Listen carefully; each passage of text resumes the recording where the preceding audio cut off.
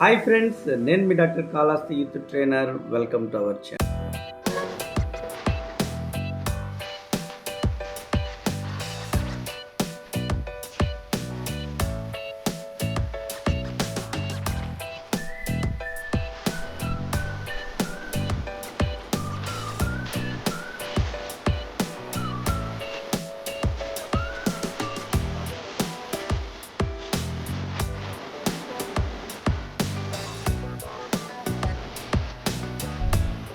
ఈరోజు మనం ప్రభుత్వ కోచింగ్కు సంబంధించి, ప్రభుత్వ ఉద్యోగాలకు సంబంధించి కొన్ని ఇంపార్టెంట్ అయినటువంటి అంశాల గురించి అయితే ఈ వీడియోలో చర్చించుకోబోతున్నాం. అందులో ఈరోజు కృష్ణా నది గురించి నేను మీకు తెలియజేయడానికి మీ ముందుకు వచ్చాను. అసలు భారతదేశంలో నదులకు ఒక ప్రత్యేకమైనటువంటి స్థానం ఉంది. ఈ నదీ ప్రవాహాలు లేకపోయినట్లయితే పంటలు పండటం, మరి ప్రజలకు ఆహార ధాన్యాలు అందించటంలో తీవ్రమైనటువంటి కొరత ఏర్పడుతుందనేటటువంటి విషయం మనకు అందరికీ తెలిసిందే. సో వాటికి సంబంధించినటువంటి ముఖ్యమైనటువంటి కృష్ణా నది గురించి ఈరోజు మనం అయితే తెలుసుకుందాం. అసలు ఈ నదులు ఎందుకు ఉపయోగపడుతున్నాయి? భౌగోళికంగా నదుల ప్రవాహానికి అనుకూలంగా ఉండటం, తెలంగాణ గుండా ప్రవహించేటటువంటి నదులన్నీ ఆంధ్రప్రదేశ్ గుండా ప్రవహించి బంగాళాఖాతంలో కలవటం వలన తూర్పు కనుమలు చిన్న చిన్న నదులకు నిలయం కావటం కూడా జరిగింది. మరి ఈ ప్రాంతానికి సుదీర్ఘమైనటువంటి తీరరేఖ ఉండటం, అనేక అంశాలు సాగునీటి సదుపాయాలు ఎక్కువగా ఉండటానికి కారణమవుతాయి. వాటిలో ముఖ్యంగా మనం ఈరోజు కృష్ణా నది గురించి అయితే తెలుసుకోబోతున్నాం ఫ్రెండ్స్. ఈ విషయాన్ని మీరు తెలుసుకునే ముందు, మీరు మొదటిసారి మన ఛానల్ చూస్తున్నట్లయితే మన ఛానల్ని సబ్స్క్రైబ్ చేయండి, పక్కనే ఉండేటటువంటి బెల్ ఐకాన్ యాక్టివేట్ చేయండి. తద్వారా నేను ఇచ్చేటటువంటి విద్య, ఉద్యోగ, వ్యక్తిత్వ అవగాహన అంశాలన్నీ కూడా మీ యొక్క మొబైల్కి నోటిఫికేషన్ రూపంలో అందుతుంది ఫ్రెండ్స్. ఈ యొక్క వీడియోని మీరు చూసే ముందు తప్పనిసరిగా లైక్ బటన్ క్లిక్ చేసి ఈ వీడియోని చూడండి. ఎందుకంటే మీరు లైక్ బటన్ ఎప్పుడైతే క్లిక్ చేస్తారో, ఎప్పుడైతే మీరు కామెంట్ చేస్తారో, ఈ యొక్క వీడియో ఎక్కువ మందికి రీచ్ అవడానికి ఛాన్సెస్ ఉంటుంది. సో మీరు నాకు చేయవలసింది ఏంటంటే జస్ట్ లైక్ కొట్టి ఈ వీడియోని చూడటం ప్రారంభించండి ఫ్రెండ్స్.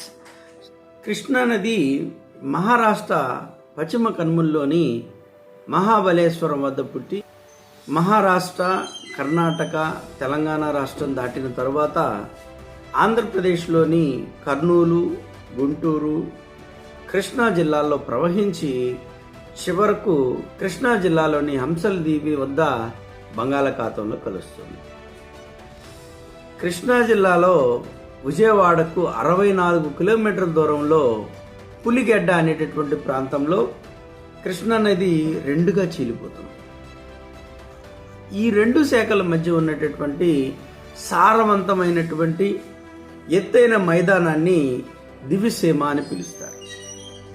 కృష్ణా నదికి గల ఉపనదులు తుంగభద్ర, మరి దండి, పాలేరు, కోయన, వర్ణ, పంచగంగ, మూసి అండ్ ఘటప్రభ, భీమ, తర్వాత మున్నేరు, మలప్రభ, హాలియా, పెద్దవాగు అండ్ దూడ్గంగా.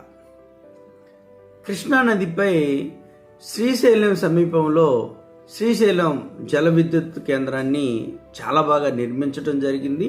అది ప్రజలకు చాలా బాగా ఉపయోగపడుతూ ఉంది. మరి కృష్ణా నది మైదానంలో ప్రవహించేటటువంటి ప్రాంతం విజయవాడ. కృష్ణా నదికి గల అతి పెద్ద ఉపనది మనం తుంగభద్రగా చెప్పవచ్చు. కృష్ణా నదికి అతి పొడవైనటువంటి ఉపనది భీమా నది. సో కాబట్టి ఇంత ఇంపార్టెంట్ అయినటువంటి కృష్ణా నది గురించి ప్రతి ఒక్కరు కూడా తెలుసుకోవాలి. ఈ కృష్ణా నది గురించి కూడా కాంపిటేటివ్ ఎగ్జామ్స్లో మనకి నేను ఇప్పుడు చెప్పినటువంటి అన్నీ కూడా బిట్స్ రూపంలో ఇవ్వటం జరుగుతూ ఉంది. సో కాబట్టి ప్రతి ఒక్కరు కూడా ఇది ఫాలో అయ్యి మీ యొక్క విద్యలో, ఉద్యోగాల్లో ప్రముఖ పాత్ర వహిస్తాయనటంలో ఎటువంటి సందేహం లేదని మనస్ఫూర్తిగా మీకు తెలియజేస్తున్నాను ఫ్రెండ్స్. ఈ వీడియో మీకు క్లియర్గా అర్థమైంది అనుకుంటున్నాను. ఈ వీడియో కానీ మీకు నచ్చినట్లయితే లైక్ చేయండి, మీ యొక్క ఫ్రెండ్స్కి షేర్ చేయండి ఫ్రెండ్స్. ఇప్పటికీ మన ఛానల్ని సబ్స్క్రైబ్ చేయకపోతే ఇమ్మీడియట్గా సబ్స్క్రైబ్ చేయండి, పక్కనే ఉండేటటువంటి బెల్ ఐకాన్ యాక్టివేట్ చేయండి. తద్వారా నేను పెట్టేటటువంటి విద్య, ఉద్యోగ, వ్యక్తిత్వ అవగాహన అంశాలన్నీ కూడా మీ యొక్క మొబైల్కి నోటిఫికేషన్ రూపంలో అందుతుంది friends. Thank you so much. మరో కాంపిటేటివ్ ఎగ్జామ్స్ కోచింగ్తో మీ ముందుకు మీ డాక్టర్ కాళహస్తి యూత్ ట్రైనర్.